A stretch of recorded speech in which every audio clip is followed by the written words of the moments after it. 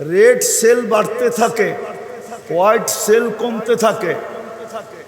এই দুইটা সেলকে যে আল্লাহ সিস্টেম মতো রাখেন, এটা যদি কোনো প্রযুক্তি দিয়ে করতে হতো তাইলে মনে হয় এরকম একটা বড় বিল্ডিং একজনের জন্য লাগতো। শুধু আপনার রক্তের সেলটাকে ঠিক রাখার জন্য। কি রাখার জন্য?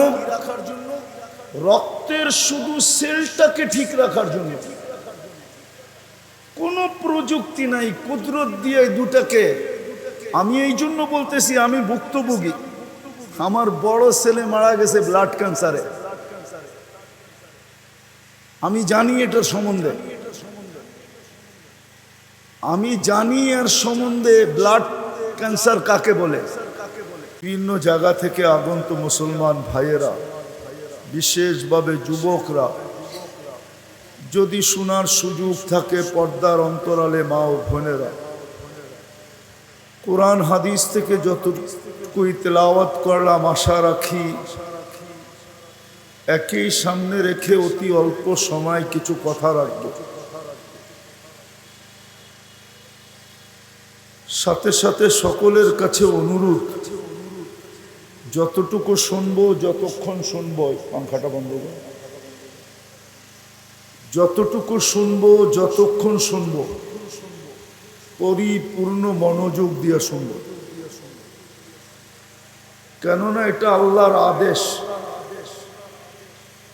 যখন কোরআন শোনো বা কোরআনী কথা শোনো, তো পরিপূর্ণ মনোযোগ দিয়ে শোনো। ফাস্তামিউ। দ্বিতীয় আল্লাহর আদেশ হলো আনসিতু। দ্বিতীয় আল্লাহর আদেশ হলো আনসিতু, পরিবেশটাকে বিলকুল নীরব রেখা শোনো। যদি আল্লাহর দুটা আদেশকে পুরা করতে পারি, তাহলে আশা করা যায় 100-তে 100। আজকে ভাগ্য খুলবে, পরিসমাপ্তিতে ঘোষণা হবে ইরজিউ মাগফুরান লাক, যাও তোমাদের গুনাহ মাফ। বুদ্দিলা সাইয়্যাতিকুম হাসানাত, গুনার জায়গাটা নেকি দ্বারা পরিপূর্ণ হবে। এই জন্য আবারও অনুরোধ করতেছি, যত বেশি মনোযোগ দিয়ে শোনা যায় আর পরিবেশটাকে যত বেশি নীরব রাখা যায়। আমরা ছিলাম না, আবার অচিরেই থাকবো না। এই দুনিয়াতে আমরা ছিলাম না। বয়স হিসাবে দেখা যাবে যে যাদের বয়স আজকে 30 বছর, তারা 30 বছর আগে ছিল না। যাদের বয়স 40 বছর, 40 বছর আগে ছিল না। আমরা দুনিয়াতে ছিলাম না, আবার অচিরেই আসবে, আমরা কেউ দুনিয়াতে থাকবো না। সত্য তো? আর এটা আমরা দেখতে দেখতে অভ্যস্ত, কিন্তু প্রতিনিয়ত আমরা মৃত্যু দেখতেছি। আর এটার প্রমাণ আমাদের বাড়িতেও আছে। দাদা থাকলে পরদাদা নাই, ঠিক না? বাবা থাকলে দাদা নাই। তো প্রতিনিয়ত আমরা এটাতে অভ্যস্ত। আমরা আছি বটে বর্তমানে, অচিরেই আমরা এখানে থাকবো না। যার কাছ থেকে আসছি তার কাছে চলে যেতে হবে। কোরআন আমাদেরকে এই মেসেজই দেয়, ইলাইনা তুরজাউন। কোরআন বলে তোমরা আমার কাছে ফিরবে। আবার আমাদের সৃষ্টি অনর্থক না। যদি অনর্থক হতো তাইলে আপনাকে সৃষ্টির ভিতরে শ্রেষ্ঠত্ব দেওয়া হতো না। যদিও মানুষ সৃষ্টির তুলনায় বড় দুর্বল, মানুষের অনেক দোষ, সবচেয়ে বড় দোষ তো এটাই মানুষের, সারাদিন বক্ষণ করে কার? শ্রমিকরা সারাদিন শ্রম দেয় কার দেওয়া দেহ দিয়া? কার দেওয়া সুস্থতা দিয়া? কার দেওয়া মেধা দিয়া? কেননা মেধা না থাকলে তো শ্রম দেওয়া যায় না, যায় নাকি? হ্যাঁ, যার এটা ঠিক না ও শ্রম দিতে পারে? তাহলে শ্রম দিতেছি আল্লাহর দেওয়া মেধা দিয়া, আল্লাহর দেওয়া সুস্থতা দিয়া, আল্লাহর দেওয়া দেহ দিয়া। আবার দেহর ভিতরে পূর্ণতা কে দিছে? কে দিছে?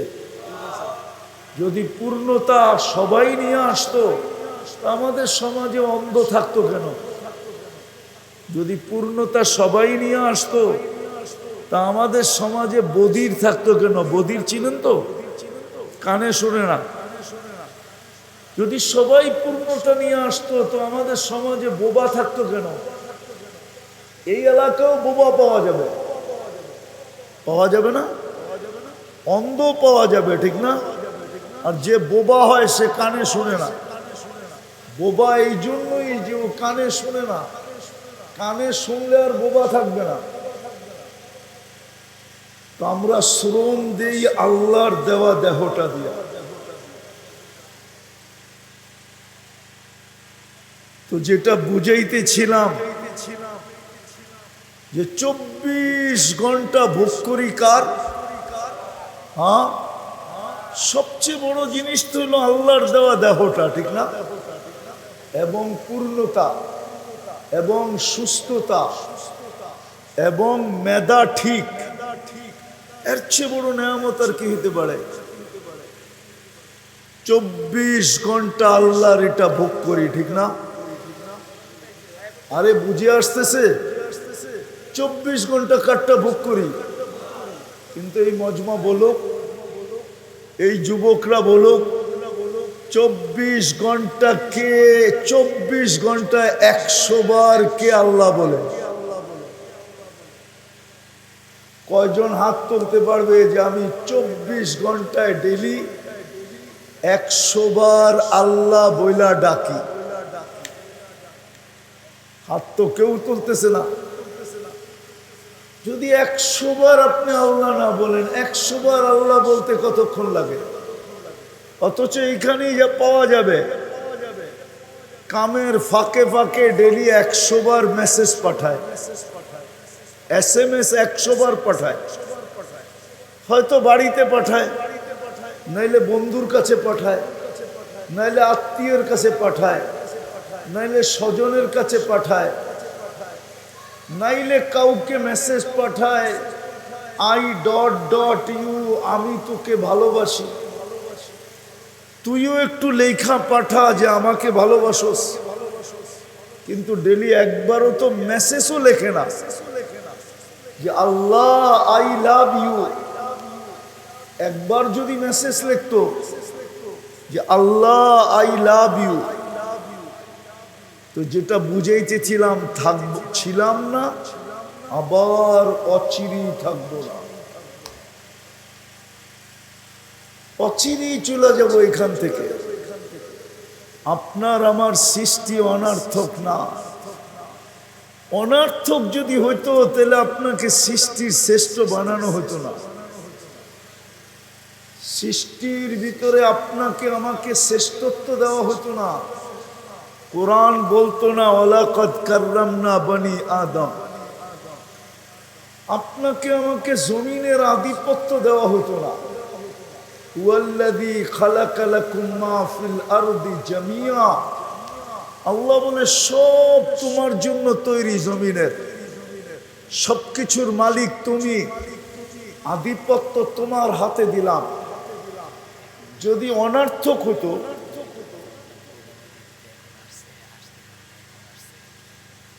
কে প্রধান অতিথি কোথায়? আসতে দেন, 1 মিনিটের আগে আমি শেষ করে দেব। আমি পরিসমাপ্তিতে চলে আসছি। তো যেটা বুঝাইতেছিলাম যেটা বুঝাইতেছিলাম আপনি আর আমি অনর্থক না। যদি অনর্থক হতো তাহলে আপনাকে এত কিছু দেওয়া হতো না, সৃষ্টির ভিতরে শ্রেষ্ঠত্ব দেওয়া হতো না, দুনিয়ার আধিপত্য দেওয়া হতো না, সমগ্র সৃষ্টি আপনার জন্য আমার জন্য বিসর্জিত হতো না, ফেরেশতা আপনাকে আমাকে সেবা করতেন না। ফেরেশতা আপনাকে আমাকে সেবা করে। এই দেহটা এমনি চলে না, এই দেহটা এমনি চলে না। প্রযুক্তি দিয়ে চালাইতে হলে বুঝে আসতো যে এটা চালাইতে কি লাগে। এটা শুধু শুধু চলে না, প্রযুক্তি দিয়ে যদি চালাইতে হতো তাইলে বুঝে আসতো যে এটা চালাইতে কি লাগে।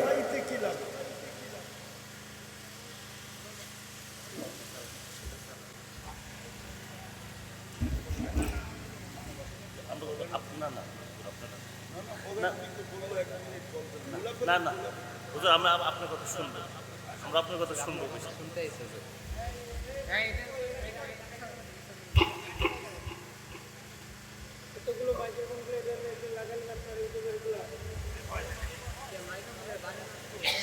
আচ্ছা আমি শেষ করে দিতেছি, শেষ করে। আওয়াজ করেন না, আওয়াজ করেন না, আওয়াজ করেন না, আওয়াজ।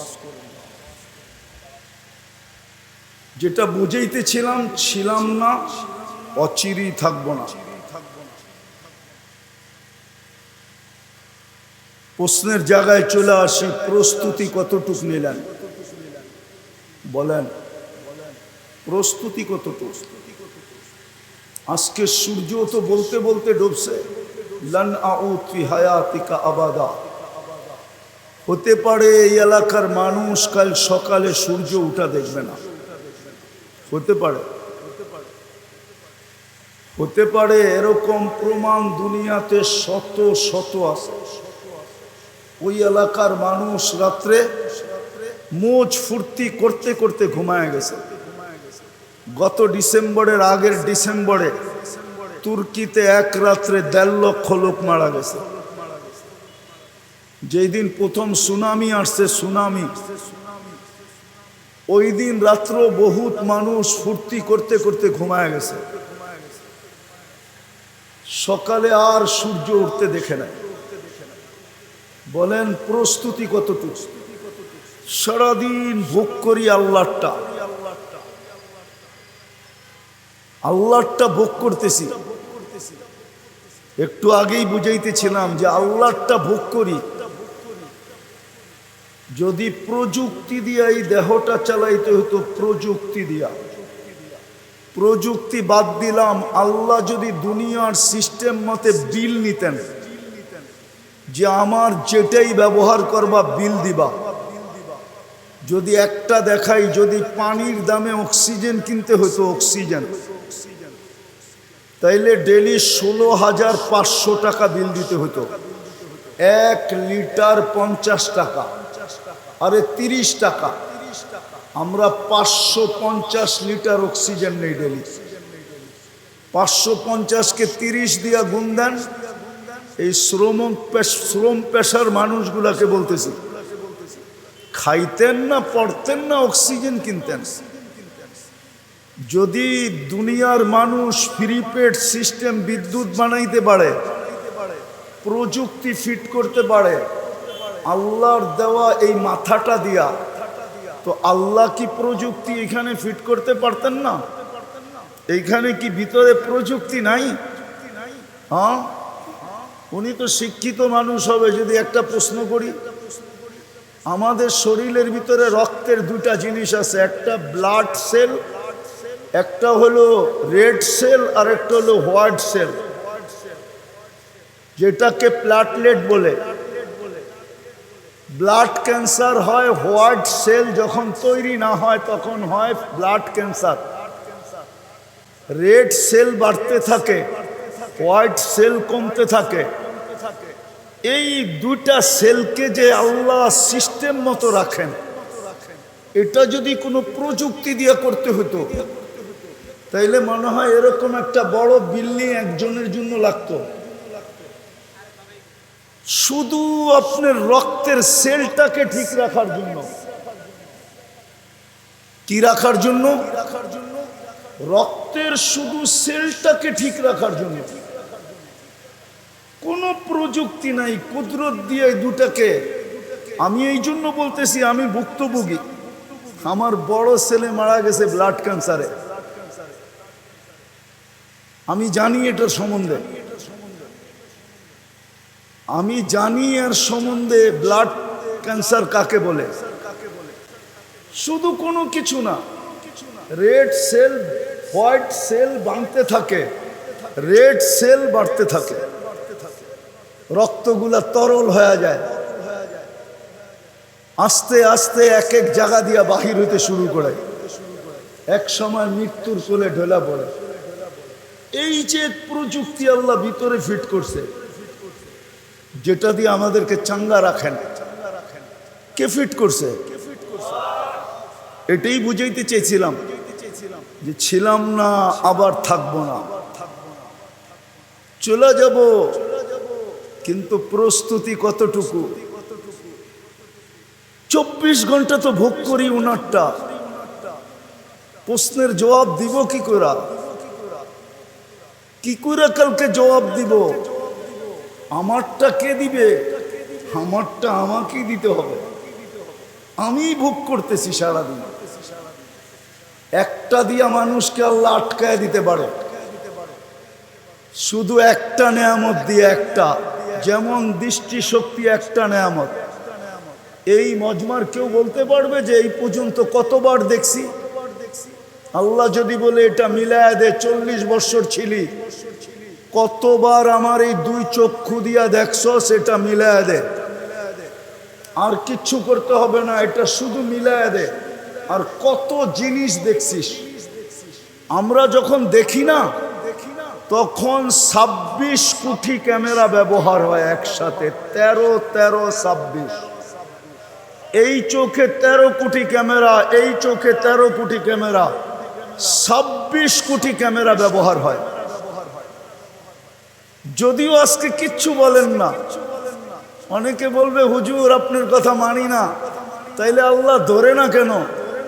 এটাই তো ইচ্ছা স্বাধীনতা দিয়েছেন, এই জন্য কিচ্ছু বলেন না, শুধু অপেক্ষা করেন। নাযিরুন কাইফা তা'মালুন, কি করতেছি দেখতেছে। কিরামান কাতিমিন ভিডিও করতেছে। মা মিন কাউলিন ইল্লা লাদাইহি রাকিবুন আতীদ, দুই ফেরেশতা অডিও করতেছে। ইয়ালামু খাইনাতাল আয়ুনি ওয়া মা তুখফিস সুদূর, দিলের ভিতরে কি ভাবতেছি এটা স্বয়ং আল্লাহ নিজে মনিটরিং করতেছে। বাঁচবেন কোথায়? কে আসবে ওই দিন? কোরআন তো সুস্পষ্ট। এই জন্যই তো আমরা হাতে পায়ে ধরি, নাইলে ধরার কোনো প্রয়োজন ছিল না। আমরাও অটো চালায় জীবন কাটায়া দিতাম, অন্য কোনো পেশায় যুক্ত হইতাম। কেন আমরা মসজিদে ইমামতি করতাম? যার যার নামাজ শেষে পড়ানে, ওর জান্নাতে তো ও যাবে, আমার কি ঠেকা লাগলো যে আমি 10,000 টাকা বেতন দিয়ে মসজিদে পড়া থাকবো? অটো চালাইলে তো 30,000 কামান যায়, 20,000 তো কামানো যাবে। কেন পড়া থাকবে মসজিদে? কেন করবে মাদ্রাসা? কি দরকার ছিল আপনাদের ছেলে পেলেদের পিছে পড়া? চাচা আপনা যান বাচ্চা, এটা করলেই তো চলতো। দরকারটা কি ছিল? শুধু বুঝাইতেছি দায়িত্ব কাঁধে, এই জন্য বাঁচার কোনো রাস্তা নেই। এই জন্য বলতেছি চলে যেতে হবে, কিন্তু প্রস্তুতি নিয়ে যেতে হবে। আজকে ভোগ করতেছি, কিচ্ছু বলে না, বিলও চায় না, কিচ্ছু বলে না। নাইলে যুবক তাফালিং দেখাবে আল্লাহর দেওয়া যৌবন দিয়া। বলেন একজন যুবকের যৌবনের দাম কত? দুনিয়ার কোন ফ্যাক্টরিতে যৌবন তৈরি হয়? বিজ্ঞান কোথায় যৌবন তৈরি করছে? হারবালে কি যৌবন পাওয়া যায়? না কলিকাতা হারবালে, না মডার্ন হারবালে, না আমেরিকান হারবালে, না চাইনিজ হারবালে। আমাকে তো বুঝাইতে হবে না, অহংকার করে বলতেছি না, দুনিয়ার শুধু নিউজিল্যান্ড বাকি আমার, কোনো উন্নত বিশ্ব নাই যেখানে আমার পায়ের ছাপ না আছে। 103টা দেশ দেখা শেষ, 7টা মহাদেশ দেখা শেষ। এই জন্য যুবকদেরকে পায়ে ধরা বুঝাইতেছি, নাইলে কোনো দরকার ছিল না,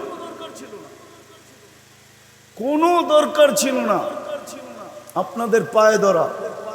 চলে যাব, প্রস্তুতি কতটুক ভাবেন, মৃত্যু যেই কোনো মুহূর্তে আসতে পারে। অনেক অসুস্থ বাজারে ঘুরতেছে, আর অনেক সুস্থ ব্যক্তি কবরের নিচে চলে গেছে। হ্যাঁ হ্যাঁ, অনেক বৃদ্ধ বাজারে এখনো ঘুরে, অনেক যুবক চলে গেছে কবরে। সকালে ডিজিটাল ঘোড়ায় বাহির হয়েছে, আধা ঘন্টা যায় না লাশ হয়ে বাড়িতে ফিরে আসছে। ডিজিটাল ঘোড়া চিনেন? বাইক বাইক, এটা ডিজিটাল ঘোড়া। যে কোনো মুহূর্তে মৃত্যু আসতে পারে, কেউ আসবে না। মুহাম্মদুর রাসূলুল্লাহর হাতের ছোঁয়াই যখন আবু তালেবের জন্য কাজে লাগে নাই, তো আপনারটা আপনার জন্য কার ছোঁয়া কাজে লাগবে? আপনি মুহাম্মদুর রাসূলুল্লাহ চিনেন না, আবু তালেবও চিনেন না। মুহাম্মদুর রাসূলুল্লাহর হাতের ছোঁয়া, নিজের হাতে চাচাকে কবরে নামাইছেন, নিজের হাতে। ওই হাতের ইশারা যে পাইছে তারও ভাগ্য খুলে গেছে। হাজারো প্রমাণ দেওয়া যাবে হাদিস থেকে, শুধু ইশারা করছে।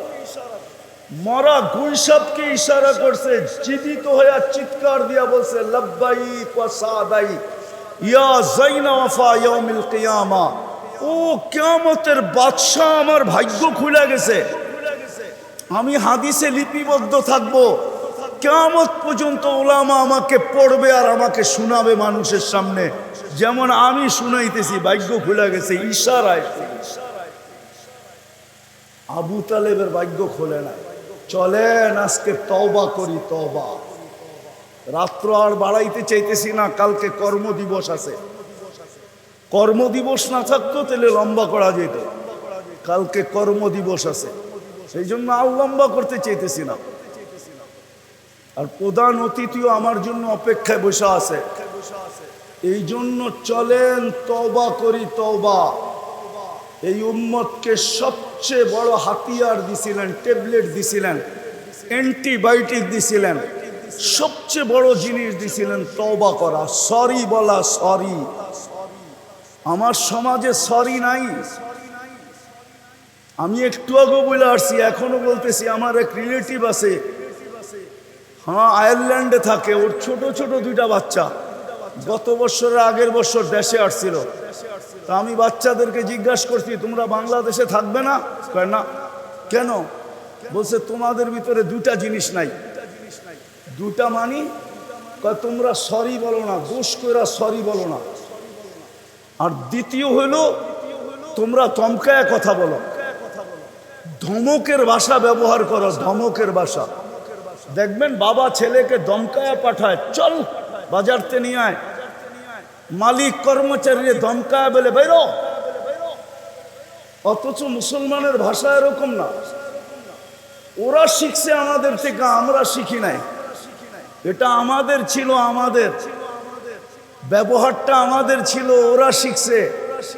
ওইখানে সবাই সরি বলে, হাই লেভেল থেকে নিয়ে লো লেভেল পর্যন্ত। হাই লেভেলও যদি ভুল করে তো সরি বলে। আমার সাথে প্রমাণ আছে, আমি চিনি। তো 2 ছেলে বলতেছে আমরা এই দেশে থাকবো না, সরি বলো না তোমরা, আর ধমকায়া কথা বলো, ধমকায়া। আসেন আল্লাহর কাছে তওবা করি। তওবার নামই সরি। আল্লাহ আমাদেরকে বড় হাতিয়ার দিছিল। মৃত্যুর পরে আমার কথাই বাজানো হবে। হ্যাঁ, কোরআন এটাই বলে, আজকের কথাগুলোই কালকে কানে ধ্বনি দিবে আল্লাহ। আলাম ইয়াতিকুম বাশীরুন ওয়া নাযীর। কোরআন বলে তোকে হাতে পায়ে ধরা বুঝানো হয়েছিল। যদি ওই সময় মনের থেকে মাইনা নিয়ে সরি বলতি, রব্বে কাবার কসম, শেষ কথা, এখন আল্লাহ ডাকতেছে আমাদেরকে। এখন প্রথম আকাশে আছে, বুখারীর রিওয়ায়াত, হালমিন মুস্তাগফির ফাগফির আলা, কি আসিস সারাদিন গুনাহ করছি তাতে কিছু আসে যায় না, আমি এখন চলে আসছি তোদের দুনিয়ার ছাদে, মাফ করার জন্য হাত উঠাইতে দেরি, মাফ করতে দেরি করব না। কিন্তু এই সমাজ তো ডেলি ঘুমায় তওবা না করে। করবেন তওবা? কে কে করবেন মনের থেকে দেখি? পাক্কা? তাইলে বইলা দেন আল্লাহ তওবা করলাম, এতটুক বলেন। বললেন নামান যদি মনের থেকে বইলা থাকেন আপনার গুনাহ মাফ। আল্লাহ আমাদেরকে বলো ভালোবাসে, নাইলে একটা কথা দেখাই, 5 বেলা কে ডাকে? হ্যাঁ, কে ডাকে? 5 বেলা আল্লাহ ডাকে, ঠিক না? কয়জন সাড়া দেই? এই ফ্যাক্টরির মালিক যদি কর্মচারীকে ডাকলো আরো শুনলো, 5 বার ডাকলো, আরো কোনো বুরুক্ষেপই করলো না শোনা সহ, বলেন গারধাক্কা দিবে না দিবে না? হ্যাঁ, কি গারধাক্কা দিবে? চাকরির থেকে আউট, ঠিক না? তোর মতো বেয়াদবের দরকার নাই, ঠিক না? এটাই তো বলবে। 5 বেলা কে ডাকে? হ্যাঁ, যার হাতে হায়াত, যার হাতে মৌত, রাখে আল্লাহ, মারে কে? মারে আল্লাহ, রাখে কে? এখনো কি চোখের পর্দা খোলে নাই? অতি 16 বছর তো দেখতাম আমরা, স্বপ্নে ভাবলেও ঘুমের থেকে উঠা দেখতো হাত করি নিয়ে কে জানি দাঁড়ায় আছে, বলতো তুই স্বপ্নে ভাবছস, আমরা স্বপ্নটাকে ট্যাগ করছি, ট্যাকিং করে জানতে পারছি তুমি ঘুমের ভিতরে ভাবতেছ আমাদেরকে ফালায়া দিবা, ঠিক না?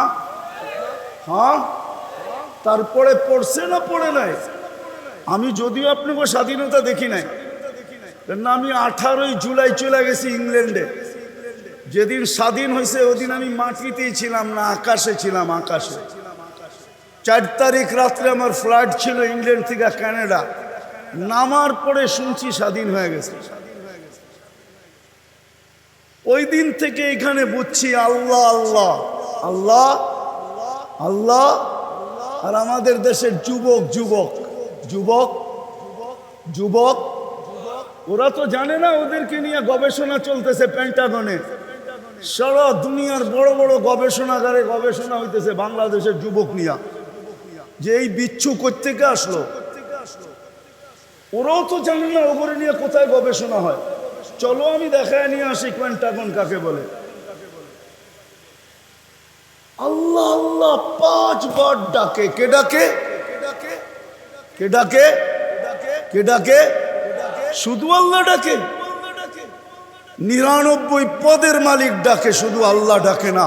রহমান ডাকে, রহিম ডাকে, মালিক ডাকে, কুদ্দুস ডাকে, সালাম ডাকে, মুমিন ডাকে, মুহাইমিন ডাকে, আজিজ ডাকে, জব্বার ডাকে, মুতাকাব্বিরুল খালিকুল বারিউল মুসাব্বিরুল গফফারুল কহ্হারুল আহ্হাবুর রাজ্জাকুল ফাত্তাহুল আলিমুল কাবিজুল বাসিতুল খাফিজুর রাফিউল মুইজ্জুল মুদিল্লুস সামিউল বাসিরুল হাকামুল আদলুল লতীফুল খবীরুল হালিমুল আযীমুল গফুরুশ শাকুরুল আলিয়ুল কবীরুল হাফিজুল মুকিতুল হাসিবুল জলিলুল করিমুল রকিবুল মুজিবুল ওয়াসি আল হাকিমুল ওয়াদুদুল মজিদুল বাঈতুল শহীদুল হকুল ওয়াকিলুল কবিয়ুল মতিনুল ওয়ালিয়ুল হামিদুল মুহসি আল মুবদি আল মুঈদ আল মুখি আল মুমিত আল হাইয়্যু আল কাইয়্যুম আল ওয়াজিদ আল মাজিদ আল ওয়াহিদ আল আহাদ আল সামাদ আল কাদির আল মুক্তাদির আল মুকদ্দম আল মুআখ্খার আল আউয়াল ওয়া আখির আল যাহির ওয়াল বাতিন আল ওয়ালি আল মুতাওয়ালি আল বাররু التواب المنتقم العفو الرؤوف مالك الملك ذا الجلال والإكرام المقسط والجامع والغني والمغني المانع الضار النافع النور